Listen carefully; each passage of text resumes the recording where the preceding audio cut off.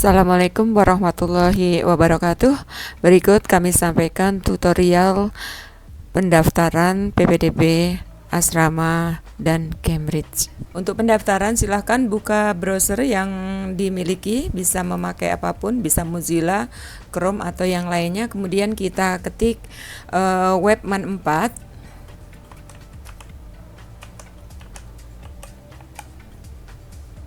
Sini ada man4jkt.sch.id. Kemudian kita cari PPDB, info PPDB di sini. Kemudian di sini ada info. Kita klik info. Nah, di sini kemudian kita masuk ke sini ada PPDB Asrama Cambridge 2024, kita klik. Kita tarik ke bawah sampai di paling bawah, di sini ada pendaftaran. Kita klik pendaftaran ini.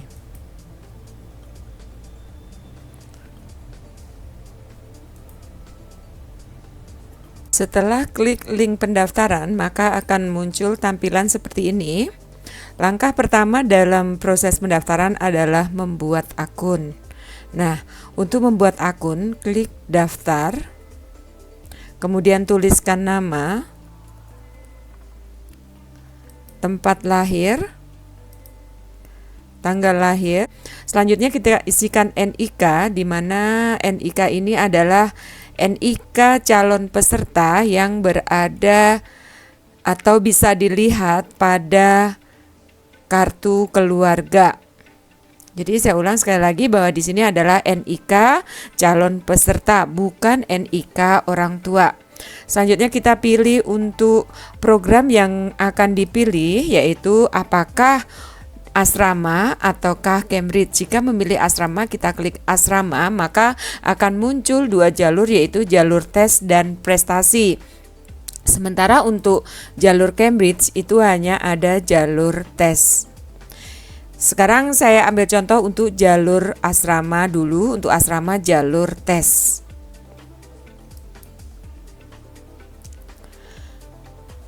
Kita masukkan emailnya. Kemudian passwordnya. Kita buat password yang mudah supaya gampang diingat. Kemudian masukkan huruf yang ada di sini.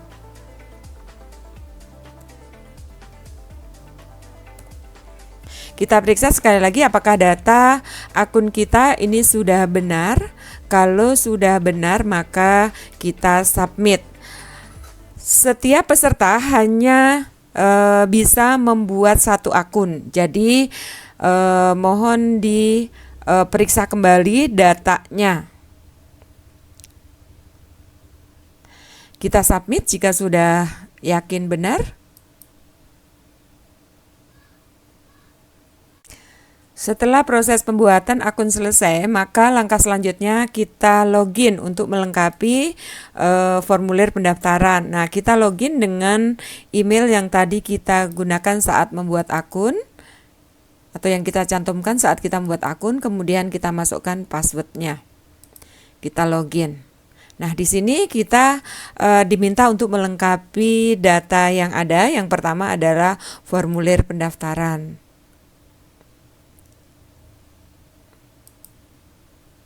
Nah, di formulir pendaftaran ini yang pertama muncul adalah data akun. Ini sesuai data yang kita masukkan saat kita membuat akun.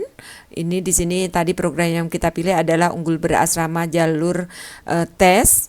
Nah, di sini kita masukkan nama panggilannya. Kemudian NISN ini ada 10 digit. Jika lupa, maka bisa melihat melalui web Kemendikbud untuk melihat NISN kita. Kemudian jenis kelamin di sini kita masukkan. Agama. Kemudian status dalam keluarga.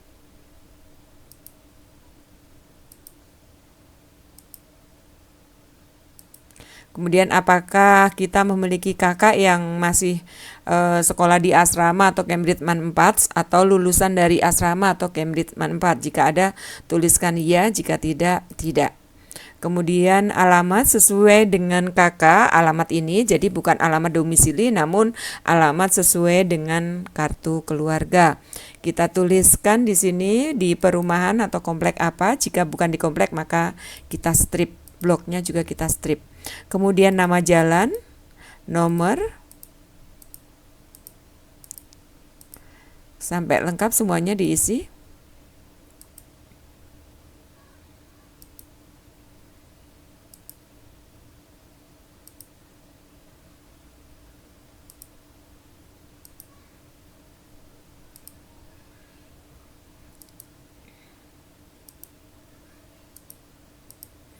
Berikutnya adalah centang juz berapa saja yang kamu hafal dalam Al-Quran. Di sini diperuntukkan bagi yang memiliki hafalan Al-Quran. Jika tidak memiliki hafalan Al-Quran maka ini tidak perlu dicentrang. Tadi di atas di sini adalah memilih unggul berasrama jalur tes, maka ini menjadi tidak wajib. Namun jika memiliki hafalan Al-Quran, misalnya juz 30 kita hafal dan kita punya sertifikatnya, maka bisa kita centang juz 30-nya. Namun jika kita punya hafalan namun tidak punya sertifikatnya, maka lebih baik dikosongkan saja. Karena ini tidak wajib bagi peserta jalur tes. Berikutnya asal sekolah. Nah, di sini kita dari MTS atau dari SMP. Kalau dari MTS kita centang yang sebelah kiri, kalau dari SMP berarti dari sebelah kanan. Ini nanti akan menentukan di sini ada nilai raport yang kita masukkan, itu jenis mata pelajarannya untuk lulusan dari SMP dengan dari MTS itu nanti yang kita input itu berbeda. Ini kita ambil contoh sekarang asal sekolah misal dari MTS negeri. Nah, kemudian di sini kita bisa masukkan apakah MTS kita itu pesantren atau bukan pesantren. Misal bukan pesantren berarti kita tulis non pesantren. Kemudian nama sekolah asal kita bisa ketikkan NPSN, jika tahu NPSN sekolah kita, bisa ditanyakan sekolah NPSN-nya berapa, atau bisa ketikkan nama sekolahnya. Misalnya MTSN Negeri 3 Jakarta. Nah, maka otomatis akan keluar NPSN-nya, nomor NPSN-nya dan alamat sekolahnya.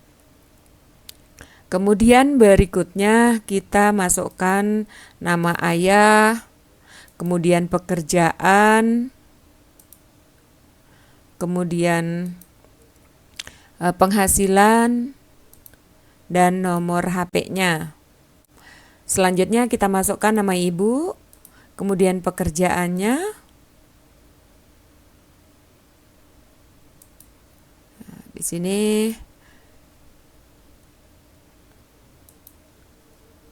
masukkan nomor handphonenya. Selanjutnya jika alamat anak sama dengan alamat orang tua, maka di sini untuk mengisi alamat orang tua kita tinggal centang yang ini. Maka akan keluar alamat sama dengan peserta. Setelah selesai mengisi, kita cek sekali lagi apakah data yang kita masukkan itu sudah benar. Jika sudah benar, maka kita simpan. Klik ini dulu, kemudian baru kita simpan. Setelah itu, maka akan berwarna hijau, kita berhasil menyimpan. Maka kita bisa lanjut ke input nilai rapor. Nah, input nilai rapor ini karena kita tadi menuliskan asal sekolah adalah dari MTS, maka mata pelajaran yang nilainya harus kita input itu ada 10 mata pelajaran ini.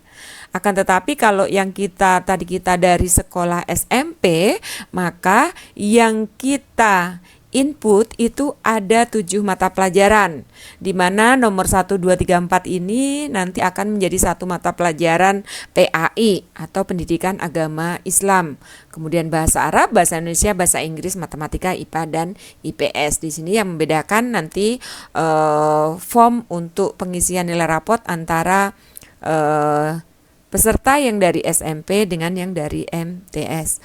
Selanjutnya, diklik satu persatu nilai dari masing-masing semester dari peserta tersebut untuk masing-masing mata pelajaran. Nah, di sini perhatikan bahwa dalam penginputan ini harap berhati-hati karena ini nanti akan diverifikasi apabila dinyatakan diterima dan hasil verifikasinya itu ternyata tidak sesuai antara nilai yang kita inputkan dengan nilai asli yang ada di dalam rapor, maka status diterima peserta tersebut menjadi dibatalkan.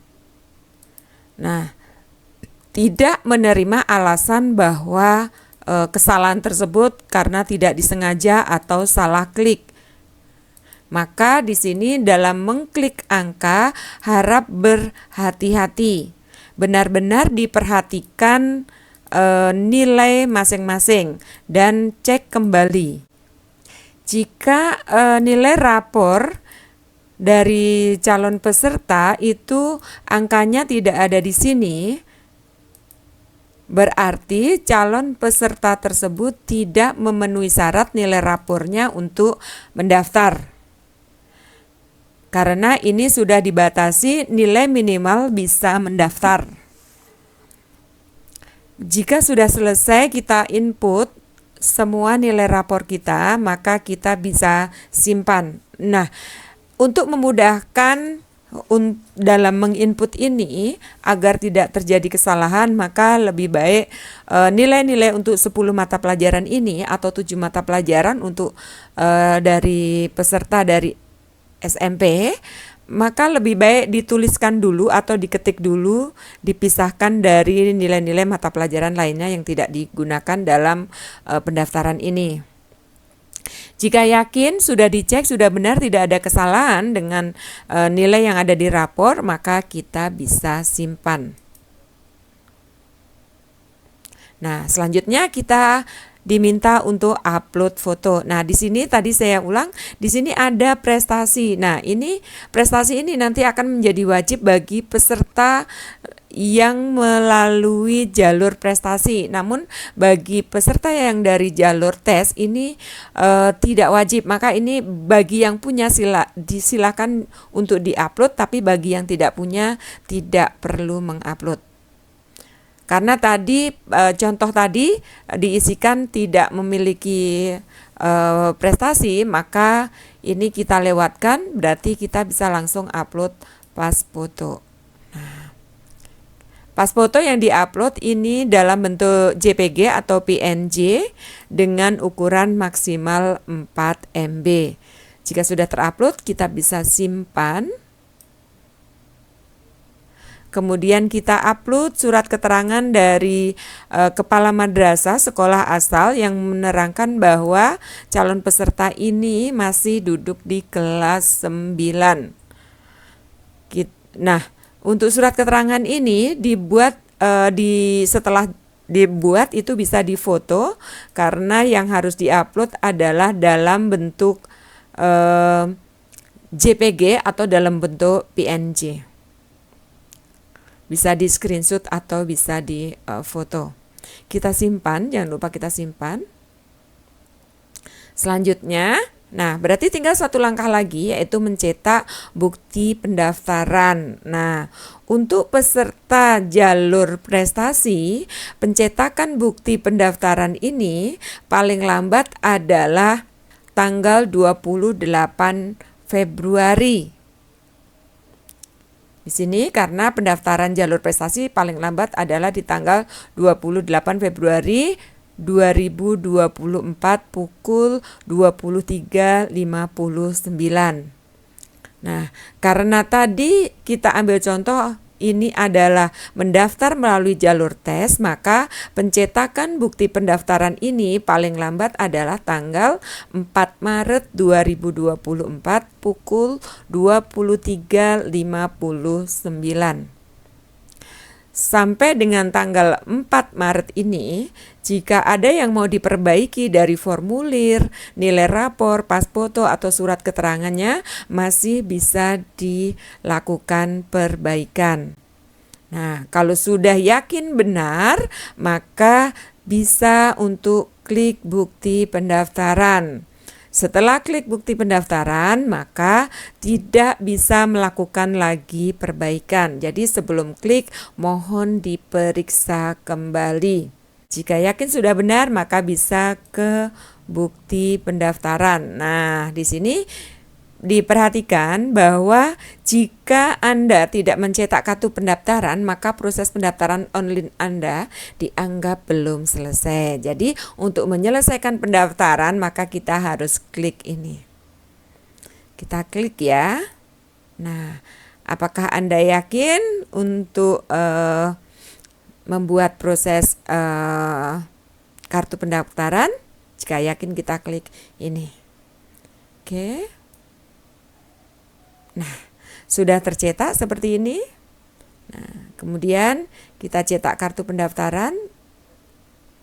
Nah, kartu pendaftaran sudah tercetak, berarti proses pendaftaran sudah selesai.